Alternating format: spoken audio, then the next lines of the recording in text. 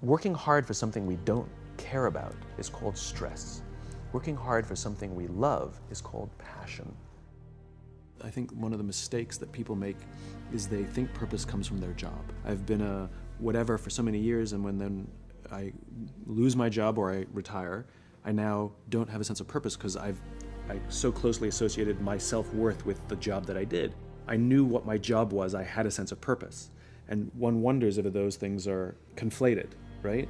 Which is I had a sense of purpose for my job, but then when I didn't have the job, all of a sudden I woke up in the morning, didn't know what to do, which is the purpose is not your MOS. Your purpose is not you're a saw gunner. Your purpose is not the job that you wake up to do every day. Your purpose is something bigger. I have 5 little rules that you can follow as you find your spark and bring your spark to life. The first is to go after the things that you want. Let me tell you a story. So a friend of mine and I, we went for a run in Central Park. The Roadrunners organization, on the weekends, they host races. And it's very common at the end of the race, they'll have a sponsor who will give away something, apples or bagels or something. And on this particular day, when we got to the end of the run, there were some free bagels. And they had picnic tables set up, and on one side was a group of volunteers. On the table were boxes of bagels, and on the other side was a long line of runners waiting to get their free bagel. So I said to my friend, let's get a bagel. And he looked at me and said, the line's too long. And I said, free bagel. And he said, I don't want to wait in line. And I was like, free bagel. And he says, it's too long. And that's when I realized that there's 2 ways to see the world. Some people see the thing that they want, and some people see the thing that prevents them from getting the thing that they want. I could only see the bagels. He could only see the line. Because the rule is, you can go after whatever you want. You just cannot deny anyone else to go after whatever they want. You don't have to do it the way everybody else has done it. You can do it your way. You can break the rules. You just can't get in the way of somebody else getting what they want. Rule number 2. In the 18th century, there was something that spread across Europe and eventually made its way to America called puerperal fever, also known as the Black Death of childbed. Basically what was happening is women were giving birth and they would die within 48 hours after giving birth. This Black Death of childbirth was the ravage of Europe, and it got worse and worse and worse over the course of over a century. And these doctors and men of science wanted to study and try and find the reason for this Black Death of childbed, and so they got to work studying, and they would study the corpses of the women who had died. And in the morning they would conduct autopsies, and then in the afternoon they would go and deliver babies and finish their rounds. And it wasn't until somewhere in the mid-1800s that Oliver Wendell Holmes realized that all of these doctors who were conducting autopsies in the morning weren't washing their hands before they delivered babies in the afternoon. And he pointed it out and said, guys, you're the problem. And they ignored him and called him crazy for 30 years, until finally somebody realized that if they simply washed their hands, it would go away. And that's exactly what happened. When they started sterilizing their instruments and washing their hands, the Black Death of childbed disappeared. The lesson here is, sometimes you're the problem. Is take accountability for your actions. You can take all the credit in the world for the things that you do right, as long as you also take responsibility for the things you do wrong. It must be a balanced equation. You don't get it one way and not the other. You get to take credit when you also take accountability. Lesson 3, take care of each other. The United States Navy SEALs are perhaps the most elite warriors in the world.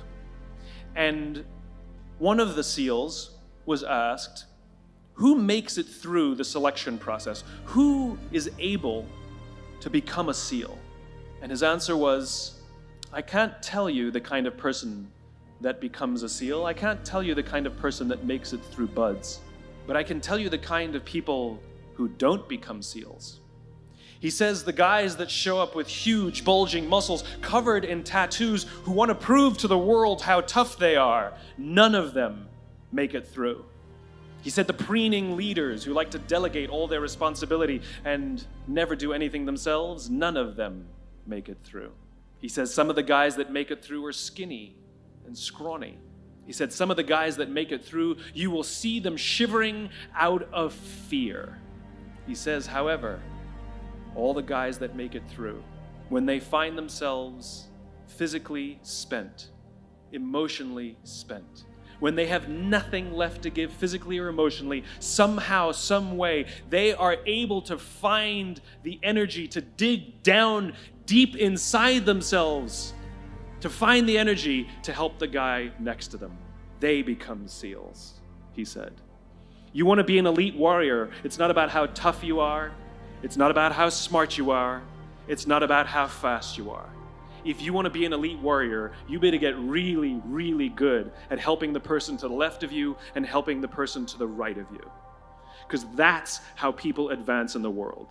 The world is too dangerous and the world is too difficult for you to think that you can do these things alone. If you find your spark, I commend you. Now, who are you going to ask for help, and when are you going to accept help when it's offered? Learn that skill. Learn by practicing helping each other.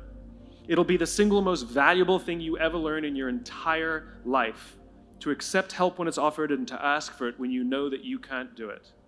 The amazing thing is when you learn to ask for help, you'll discover that there are people all around you who've always wanted to help you. They just didn't think you needed it because you kept pretending that you had everything under control. And the minute you say, I don't know what I'm doing, I'm stuck, I'm scared, I don't think I can do this, you will find that lots of people who love you will rush in and take care of you. But that'll only happen if you learn to take care of them first. Lesson 4. Nelson Mandela is a particularly special case study in the leadership world because he is universally regarded as a great leader. You can take other personalities, and depending on the nation you go to, we have different opinions about other personalities. But Nelson Mandela, across the world, is universally regarded as a great leader. And he was asked one day, how did you learn to be a great leader? And he responded that he would go with his father to tribal meetings. And he remembers 2 things when his father would meet with other elders. 1, they would always sit in a circle. And 2, his father was always the last to speak. You will be told your whole life that you need to learn to listen. I would say that you need to learn to be the last to speak. I see it in boardrooms every day of the week. Even people who consider themselves good leaders, who may actually be decent leaders, will walk into a room and say, here's the problem, here's what I think, but I'm interested in your opinion, let's go around the room. It's too late. The skill to hold your opinions to yourself until everyone has spoken does 2 things. 1, it gives everybody else the feeling that they have been heard. It gives everyone else the ability to feel that they have contributed. And 2, you get the benefit of hearing what everybody else has to think before you render your opinion. To keep your opinions to yourself. If you agree with somebody, don't nod yes. If you disagree with somebody, don't nod no. Simply sit there, take it all in, and the only thing you're allowed to do is ask questions so that you can understand what they mean and why they have the opinion that they have. You must understand from where they are speaking, why they have the opinion they have, not just what they are saying. One afternoon, I went to buy a cup of coffee, and there was a barista by the name of Noah who was serving me. Noah was fantastic. He was friendly and fun, and he was engaging with me, and I had so much fun buying a cup of coffee, I actually think I gave 100% tip, right? He was wonderful. So as is my nature, I asked Noah, do you like your job? And without skipping a beat, Noah says, I love my job. And so I followed up. I said, what is it that the Four Seasons is doing that would make you say to me, I love my job? And without skipping a beat, Noah said, throughout the day, managers will walk past me and ask me how I'm doing, if there's anything that I need to do my job better. He said, not just my manager, any manager.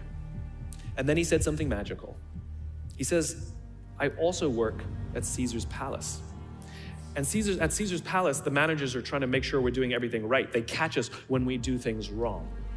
He says, when I go to work there, I like to keep my head under the radar and just get through the day so I can get my paycheck. He says, here at the Four Seasons, I feel I can be myself. So we in leadership are always criticizing the people. We're always saying, we gotta get the right people on the bus. I've gotta fill my team, I gotta get the right people. But the reality is, it's not the people, it's the leadership. If we create the right environment, we will get people like Noah at the Four Seasons.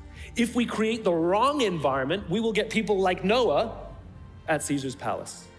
There was a former Undersecretary of Defense who was invited to give a speech at a large conference, about 1,000 people. And he was standing on the stage with his cup of coffee in a styrofoam cup. And he took a sip of his coffee and he smiled and he looked down at the coffee. And then he went off script. And he said, you know, last year I spoke at this exact same conference. Last year I was still the undersecretary.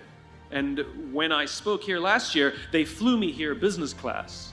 And when I arrived at the airport, there was somebody waiting for me to take me to my hotel and handed me a cup of coffee in a beautiful ceramic cup. He says, I'm no longer the undersecretary. I flew here coach. I took a taxi to my hotel and I checked myself in. When I came down the lobby this morning, I took another taxi to this venue. And when I asked someone, do you have any coffee? He pointed to the coffee machine in the corner and I poured myself a cup of coffee into this here styrofoam cup. He says the lesson is, the ceramic cup was never meant for me. It was meant for the position I held. I deserve a styrofoam cup. Remember this. As you gain fame, as you gain fortune, as you gain position and seniority, people will treat you better. They will hold doors open for you. They will get you a cup of tea and coffee without you even asking. None of that stuff is meant for you. That stuff is meant for the position you hold. It is meant for the level that you have achieved of leader or success or whatever you want to call it. But you will always deserve a styrofoam cup. Remember that lesson of humility and gratitude. You can accept all the free stuff. You can accept all the perks. Absolutely, you can enjoy them. But just be grateful for them and know that they're not for you. And so I keep meeting these wonderful, fantastic, idealistic, hardworking, smart kids. They've just graduated school. They're in their entry-level job. I sit down with them and I go, how's it going? They go, I think I'm gonna quit. I'm like, why? They're like, I'm not making an impact. I'm like, you've been here 8 months. You know? It's as if they're standing at the foot of a mountain and they have this abstract concept called impact that they want to have in the world, which is the summit. What they don't see is the mountain. I don't care if you go up the mountain quickly or slowly, but there's still a mountain. And so what this young generation needs to learn is patience. That some things that really, really matter, like love or job fulfillment, joy, love of life, self-confidence, a skill set, any of these things, all of these things take time. Sometimes you can expedite pieces of it, but the overall journey is arduous and long and difficult. All you need to do is have the will and the desire to want to understand what drives and inspires you.